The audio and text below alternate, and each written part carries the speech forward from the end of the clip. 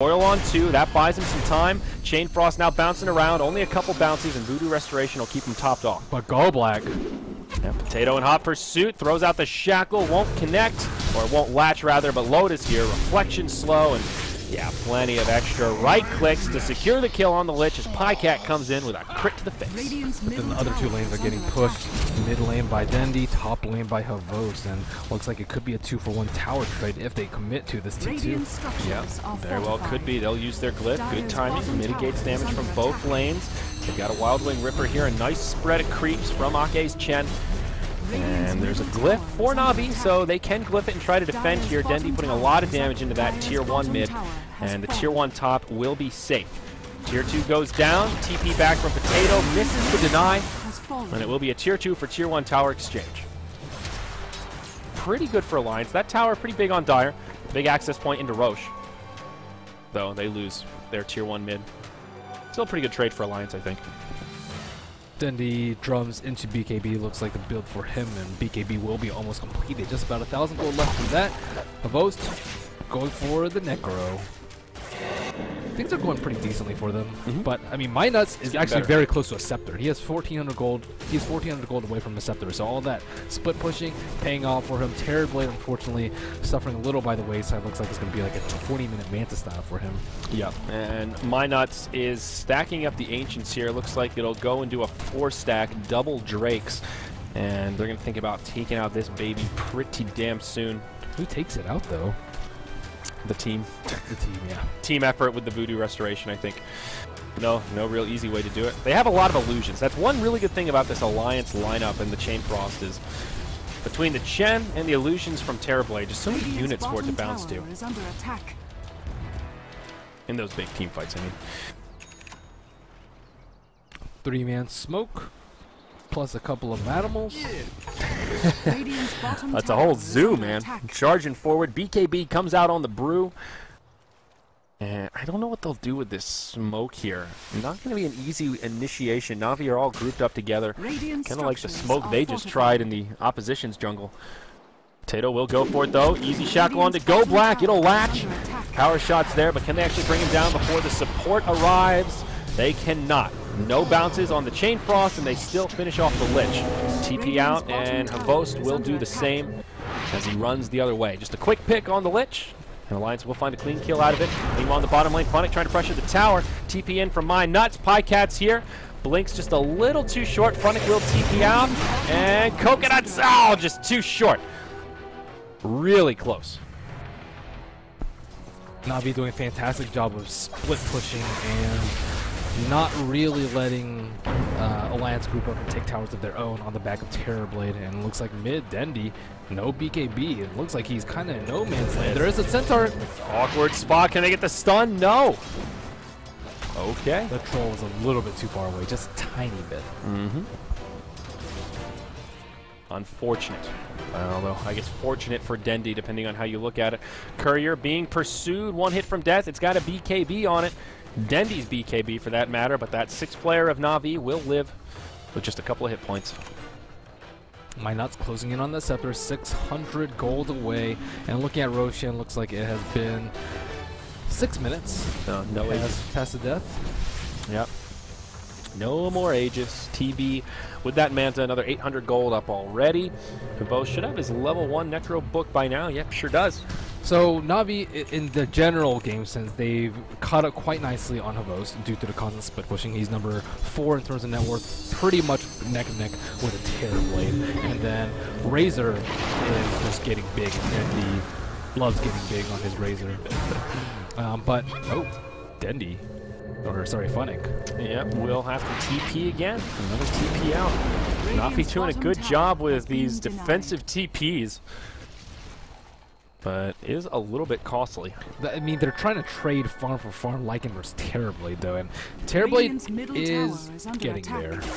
But look at this. NaVi moving into the Radiant Ancients. Oh, no. No vision for the Radiant, and this is a big Loda's walking into there. Oh, this could be bad. Havos channeling the ultimate. Instead, they'll go on to Loda. Oh, boy.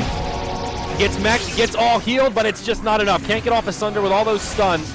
And Dendi with a double damage rune, trying to clean up as many of the Ancients as he can. Maybe hanging around a bit too long. Uses that new BKB to try and turn around here.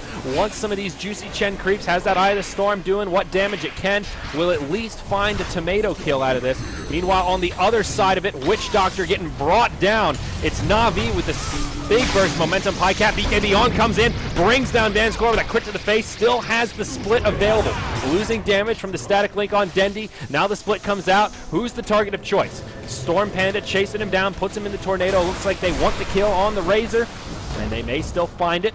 Boulder comes through, potatoes here, and Dendi in a lot of trouble. Beautiful shackle onto that tree stump there. This Dendi is just so damn tanky, though. They can't bring him down. Now Ake gets turned around on. Pycat back in brew form, coming in, wants the crit on Dendi, but he's losing damage. Alliance, they're falling apart, bursting at the seams. Merlini, Pycat gets brought down. Mega kill streak ended by Funnick. NaVi with the recovery in that long, drawn-out team fight. And they still have a lot of their stacks stolen. Keeps mounting. These issues keep mounting for Alliance, and they aren't able to secure the mid-game control even with a brew with a BKB and a blink dagger.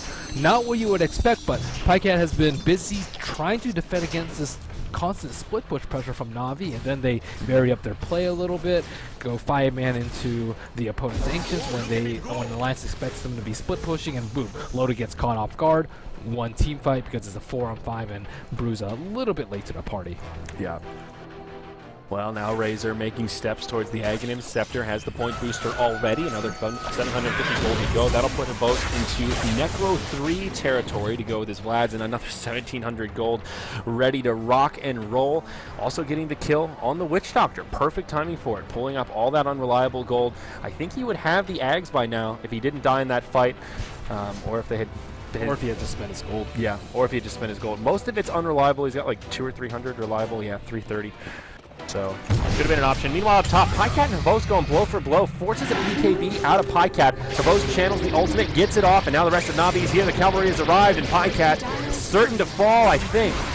TPN from the Witch Doctor gets canceled, and the Finger of Death to make sure that he goes down clean.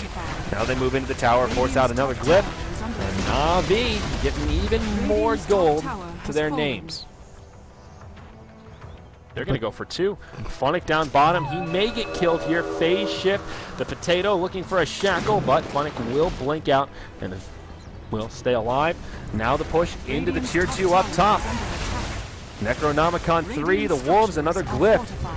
And a lot of damage. Meanwhile on the bottom, Loda and Funnick going at it. Can Loda get off the Sunder? No. Nice all heal from Chen. Keeps him alive. Sunder could have turned things around, but Funnick knows his limits. Shackle now comes in. Maybe he doesn't. It'll latch, and Potato with the turnaround. Though that was a pretty costly exchange. Basically, that kill for Puck cost them 2 towers up top, it seems like. And Roshan's right about the respawn. NaVi with very great map control right now. Alliance just scrambling to kill this Puck at any cost. And I'm not going to be able to find a Roche off of it straight away. He's up here in just a couple seconds. However, Witch Doctor does now have the Aghanims and level 11. So this ult at 25 minutes has some potential to do some really serious work. They chain frosted him in the last fight and coiled him. They want to make sure he does not get that big death ward. For good reason. And the Wolf scouting out Loda.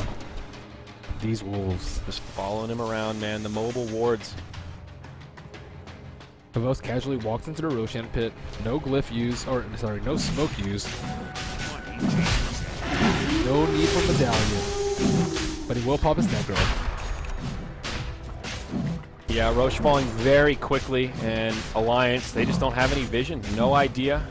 Might be somewhat on the pulse with the timer, but no visual confirmation. Uncontested. Aegis of the Immortal goes to Lycan once more, and there will be a smoke from NaVi, as well as a smoke from Alliance as they look to intercept paths. Oh, Ake gets revealed as Funnick hops in, panics a little bit, throws out a coil, phase shifts.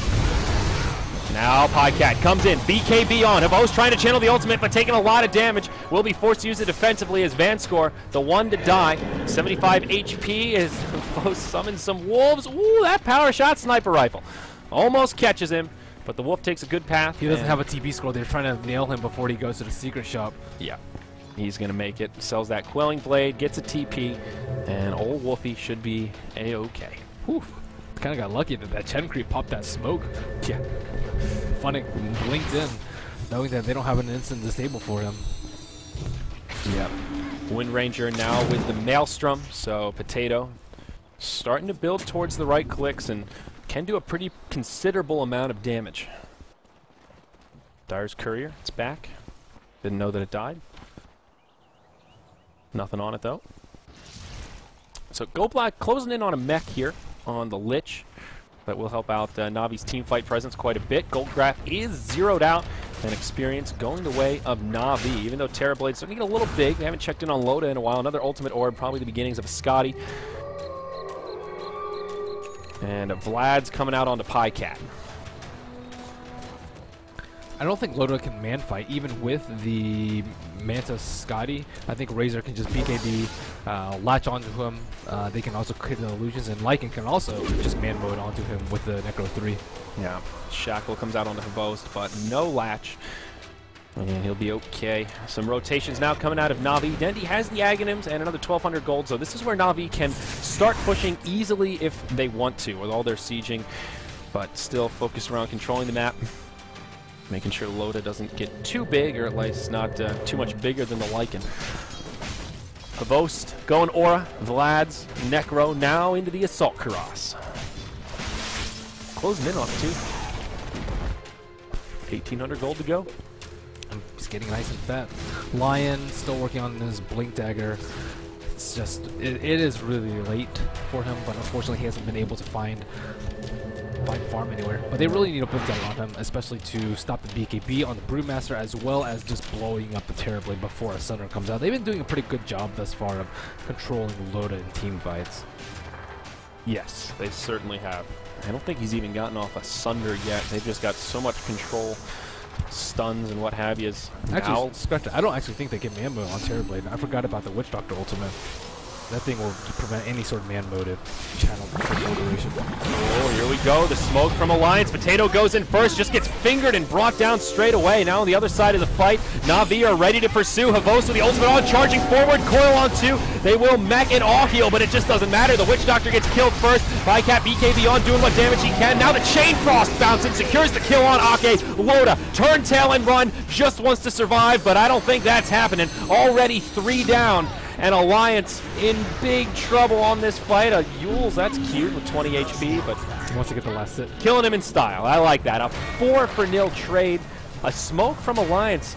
Was Potato trying to just scout it out, bait it out? I don't know. He was up way ahead of his team. All these fights has been Brewmaster not in front. They need him in front because he has a BKB, and they have a Chen heal to keep him alive, and he also is the most tanky one on the team.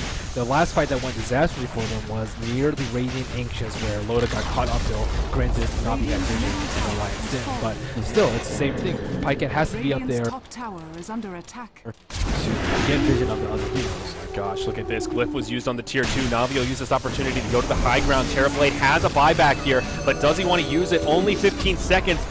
Worth it if it means saving the barracks. Dendi with the upgraded Eye of the Storm turned on. Tier 3 tower mid will fall. They start chipping at the melee barracks. Pycat comes in. He still has a primal split, but gets hexed right away. 4 stab back. And that will stop this exchange now and will allow them to reset. NaVi starting to back up. Could consider a reinitiation. They'll find Van Scorf. Funnick helps as best he can with a Yules on Potato, but his friend still dies. Minots will commit a death ward for it. So I think that's okay for NaVi, basically trading the Lion for a tier 3 in the mid at 31 minutes. Lion got his blink before he died. Oh wow, that's even better then. Absolutely. Loda did not have to buy back, but I like that NaVi did continue pressing forward. Man, that engage. Ugh. That's tough. With one of their heroes just getting picked off like that, and they can just kind of ignore the Broodlings at this point. I don't think they're strong enough. Lich with Frost Armor and a mech. I don't think he's gonna die. You know, every time you say Broodlings, I think Broodlings. Brewlings, I know. You mean the spirits. Yeah. The brew spirits. That's the word you're really looking for there, champ. I call them Brewlings. Brewlings? Yeah. That's Brewmaster. This is mini brews. I mean, they are his lings. It's just confusing given the other, how close it sounds to actual units in the game. I got you, though. They're called Spider. Oh, yeah, Spiderlings and the Spider Rights. I still call them little Broodlings. Anyway, Havost in some trouble. Stunned up after channeling the ultimate. Ooh, almost finds a little window to get away there, but they get a nice kill on the Lycan. That was 40 seconds after the Aegis set expired, and he has no BKB to boot.